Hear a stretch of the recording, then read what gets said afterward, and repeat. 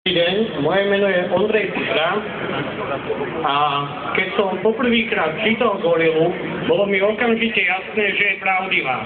Poprvé, o existencii spisu s týmto názvom vedel v Bratislave každý, čo mal len trochu prehľad a kontakty zákulisí, takže aj ja. Nepoznal som obsah, vedel som iba, že existujú dôkazy o gigantickej korupcii v nejakom konšpiračnom byte. Vedel som to už dobre 2 roky. Akurát som nemal ten spis ako taký. Po druhé, sám som si so zákulisím a našimi mocipánmi užil. Nebudem tu opisovať celý môj príbeh, lebo to by sme tu neskončili ani do Silvestra. Spomeniem len pár pikošiek. Stretol som sa s bývalým štátnym tajomníkom Františkom Pálkom, či by mi nevedel pomôcť ohľadom realizácie môjho patentu z energetiky. Keď som si večer pozeral mobil, tak som tam mal odkaz na odkazovači a bol to zostrih nášho rozhovoru pri káve. Keď som dal verejne najavo, že sa nezvláknem, na Facebooku som dal taký odkaz a prilepil som tam tú najkrajšiu pasáž toho slávneho rozhovoru Lexa Hudek, tak mi 10 dní na to vyhorela chata.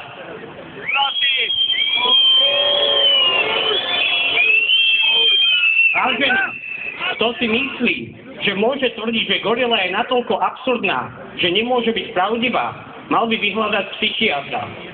Keď sa len okrajovo dostanete medzi tých hore, tak veľmi rýchlo zistíte, že pre nich sú veci ako odposluchy, únosy, vyhrážanie sa, či dokonca vraždy, len pokračovaním politiky inými prostriedkami. A politika je pre nich len pokračovanie biznisu inými prostriedkami.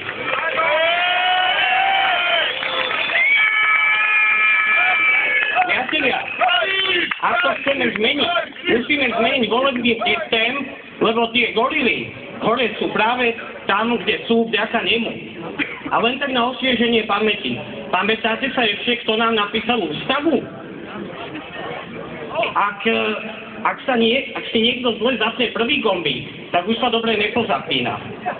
To znamená, že ak chceme zmenu, musíme žiadať zmenu ústavy a zmenu volebného systému tak, aby sme si mohli priamo voliť našich zástupcov a nie takých, ktorých nám nanominujú na zvoliteľné miesta stranické centrály.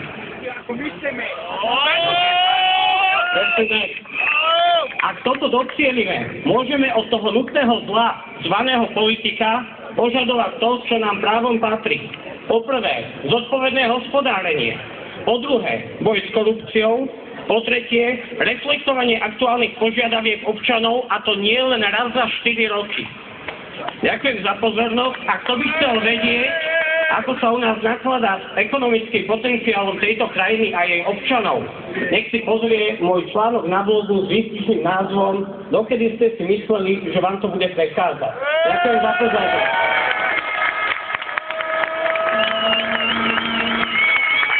Ešte na to, Marienko. Ja mám poznámku k tomuto